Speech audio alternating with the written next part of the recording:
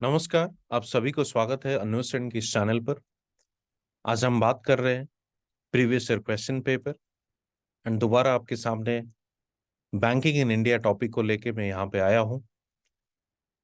मैं आपको पहले भी बताया था पिछले बार वीडियो में, जो लोग जुड़ रहे हैं हमारे चैनल में, जो लोग लगातार वीडियोस को देख रहे हैं, बैंकिंग इन इंडिया एक बड़ा टॉपिक है जहां से लगातार हर साल क्वेश्चंस पूछा जा सकता है।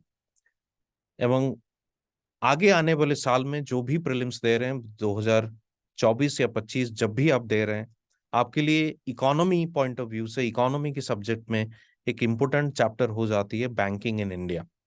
तो आइए शुरू करते हैं, क्या क्या सवाल आज हम डिस्कस करेंगे। पहला सवाल ये है आरबीआई को लेके। आरबीआई का एक फंक्शन यदि आप देखोगे, लेंडर ऑफ लास्ट रिजोर्ट, एक बहुत ही इंपॉर्टेंट फंक्शन है। उसका मतलब क्या है ये पूछा जा रहा है। मैं आपको और एक बात कह देता हूं, लेंडर ऑफ लास्ट रिजोर्ट यदि आप प्रीवियस ईयर क्वेश्चंस देखोगे, कई बार पूछा जा चुका है, मल्टीपल टाइम्स। इसका मतलब ये है टॉपिक्स को रिपीट की जाती है स्टेटमेंट को बदल बदल कर। तो ये लेंडर ऑफ लास्ट रिजोर्ट है क्या? पहला स्टेटमेंट यदि आप देखोगे, lending to trade and industry bodies when they fail to borrow from other sources. मतलब ट्रेड एंड इंडस्ट्रीज को, इंडस्ट्रियल जो हब्स है, इंडस्ट्रीज है, जो कॉरपोरेट्स हैं, उनको लोन दी जा रही है। ये पहला स्टेटमेंट ये कह रहा है। दूसरा स्टेटमेंट ये है providing liquidity to the banks having a temporary crisis. Banks और जो कमर्शियल बैंक्स है, जब क्राइसिस में होते हैं, उनको एक फंड दी जाती है। तीसरी, lending to governments to finance budgetary deficits.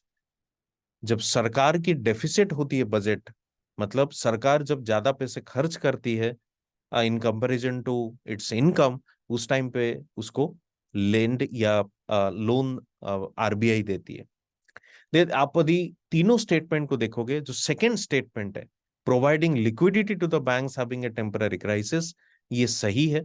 B option जो है वो आंसर है।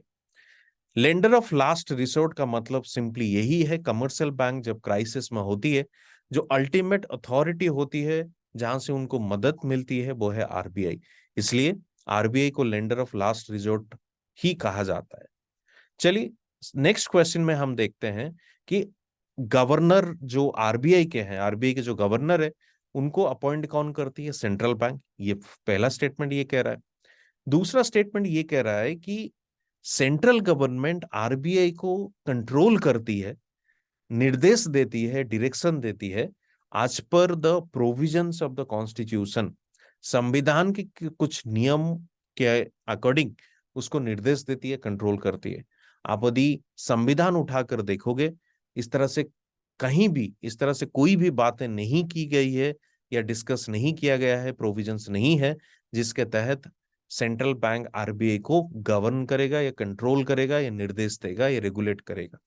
तो सेकंड स्टेटमेंट गलत है। ठीक है।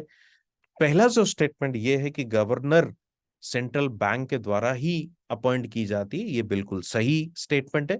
तीसरी स्टेटमेंट यदि आप देखोगे, the governor of the RBI draws his power from the RBI act, ये भी सही स्टेटमेंट है। तो यदि आप आंसर देखोगे, यदि सेकंड स्टेटमेंट आपको गलत लग रहा है, तो आप इजीली एलिमिनेट भी कर सकते हो। तो जब सेकंड स्टेटमेंट को आप एलिमिनेट कर जाते हो, तो आपके सामने बस एक ही ऑप्शन बचती है, 1 और 3, सी ओनली इज द आंसर। चलिए नेक्स्ट सवाल पर जाते हैं। नेक्स्ट सवाल जो है वो लीगल टेंडर मनी के ऊपर है। ये लीगल टेंडर एक टर्मिनोलॉजी हम लोग बहुत सुनते हुए आते हैं, सुनते हुए आ रहे हैं, बट उसके मतलब क्या है लीगल टेंडर मनी का? The money which is tendered in courts of law to defer the face of legal cases. The money which is a creditor is under compulsion to accept in settlement of his claims. Third statement ये कह रहा है कि जो money in the form of cheque, draft, bill of exchange, उसको भी बोला जाता है। डी ये कह रहा है कि द मेटेलिक मनी जो सर्कुलेशन हो रही है, उसको कहा जाता है लीगल टेंडर मनी। यदि आप ऑप्शन बी देखोगे, the money which is a creditor is under compulsion to accept in settlement of his claim, तो ये होती है legal tender. Legal tender money का मतलब सिंपली ये होती है, जो मनी कोई एक अथॉरिटी, जो एक लीगल अथॉरिटी के थ्रू बैक किया जाता है, मतलब उसकी सपोर्ट किया जाता है। मतलब जो कैश आपके पास है, उसको यदि आप पेमेंट किसी को करने जाओगे, तो कोई आपको मना नहीं करेगा। क्यों? क्योंकि उसको आरबीआई एक लॉ के द्वारा उसको क्या किया है, इम्प्लीमेंट किया है या उसको सर्कुलेशन में लाया है। यदि कोई मना करता है तो आप उसको ये एक तो मना नहीं करेगा, यदि करता है तो सिंपली आप ये समझ लो कि उस आदमी का, उस मर्चेंट का पैसे लेने का कोई इंटरेस्ट ही नहीं है, क्योंकि ऐसा हो ही नहीं सकता है कि वो आपको उस कैश को लेने में मना करे पेमेंट सेटलमेंट के लिए। ठीक है, तो लीगल टेंडर हमेशा आप याद रखिए, क्योंकि जो पैसे आपके पास है, जो पैसे आपके हाथ में है, वो एक लॉ, एक कानून के द्वारा ही उसको बनाया गया है। तो ऐसा कुछ पूरे देश में ऐसा कुछ बॉडी है ही नहीं जो उसको मना कर दे कि हम इसको पेमेंट के तहत एक्सेप्ट नहीं कर पाएंगे। बिल्कुल देश के बाहर हो सकती है, क्योंकि आरबीआई के जो लॉ है वो देश के बाहर उसकी वैलिडिटी नहीं होती है, बट देश के अंदर बिल्कुल होती है। ठीक है, चलिए आगे बढ़ते हैं। अब जो नेक्स्ट सवाल ये है कि consider the following statement regarding the RBI. RBI के बारे में बोला जा रहा है, पूछा जा रहा है, it is a banker to the central government. देखिए, RBI banker to the central government है। Banker to the central government क्यों है? क्योंकि यदि सरकार को कभी पैसे की जरूरत पड़ती है, सरकार को कभी लोन लेने की जरूरत पड़ती है, सरकार को कुछ फाइनेंशियल एडवाइजरी की जरूरत पड़ती है, तो आरबीआई डेफिनेटली देती है। तो सेंट्रल बैंक जो है वो एक सरकार का बैंक भी आप बोल सकते हो। सेकेंड स्टेटमेंट क्या है? Formulates and administrates monetary policy. ये क्वेश्चन जिस साल पूछा गया था उसी हिसाब से तो ये सही स्टेटमेंट है।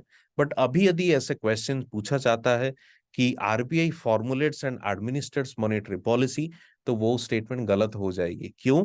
अभी मॉनेटरी पॉलिसी कमिटी, जिसमें both RBI and central government members हैं, वही डिसाइड कर सकती है मॉनेटरी पॉलिसी को लेके। उसके अलावा यदि आप देखोगे थर्ड स्टेटमेंट में क्या है, it acts as an agent of the government in respect of India's membership of IMF. ये आप सही बिल्कुल कह सकते हो, क्योंकि आईएमएफ में जो रिप्रेजेंटेटिव होती है सरकार के, भारत सरकार के, वो आरबीआई ही होता है। It handles the borrowing programme of government of India.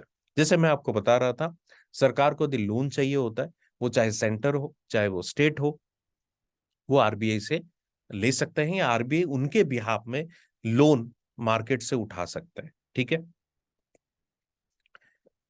अब नेक्स्ट देखिए, RBI acts as a bankers bank. This would imply which of the following. देखिए, बैंकर्स बैंक का मतलब ये होता है जो कमर्शियल बैंक्स है उनको कैसे सपोर्ट करती है कौन? आरबीआई या central bank. Banker to the government हमने डिस्कस किया, ये क्या है? बैंकर्स टू द बैंक है। चलिए देखते हैं, पहला स्टेटमेंट ये कह रहा है कि जो सारे कमर्शियल बैंक्स है उनके डिपॉजिट्स कौन रखती है? आरबीआई रखती है, सही मायने में डिपॉजिट्स रखती है। जैसे मान लीजिए एक छोटा सा एग्जांपल आप देख सकते हो, सीआरआर जो है, कैश रिजर्व रेशियो, वो क्या है? एक डिपॉजिट जो कि आरबीआई के पास रहती है। एसएलआर जो है वो बैंक खुद रखते हैं, ऑल्दो डिटेल में हम बाद में चर्चा करेंगे जब उसके ऊपर क्वेश्चन हम डिस्कस करेंगे। बट सिंपल लेमैन लैंग्वेज में आप ये बोल सकते हो, एक डिपोजिट, आप बोल सकते हो कि डिपॉजिट की एक छोटा सा रेशियो वो क्या कमर्शियल बैंक क्या करती है? आरबीआई के पास रखती है, उसको हम सीआरआर बोलते हैं। खुद के पास कैश फॉर्म में या गोल्ड फॉर्म में रखते हैं या गवर्नमेंट सिक्योरिटीज के फॉर्म में रखते हैं, तो उसको हम एसएलआर बोलते हैं, जिसको हम लोग स्टैट्यूटरी लिक्विडिटी रेशियो भी बोलते हैं। सेकेंड स्टेटमेंट ये कह रहा है कि जब आरबीआई क्या कर सकती है, कमर्शियल बैंक को फंड दे सकती है जब उसको जरूरत पड़े। बिल्कुल फंड दे सकती है, क्योंकि कमर्शियल बैंक्स क्या करते हैं, पैसे किससे लेते हैं? आरबीआई से लेते हैं। नेक्स्ट क्या है? RBI advices the commercial banks on the monetary matters.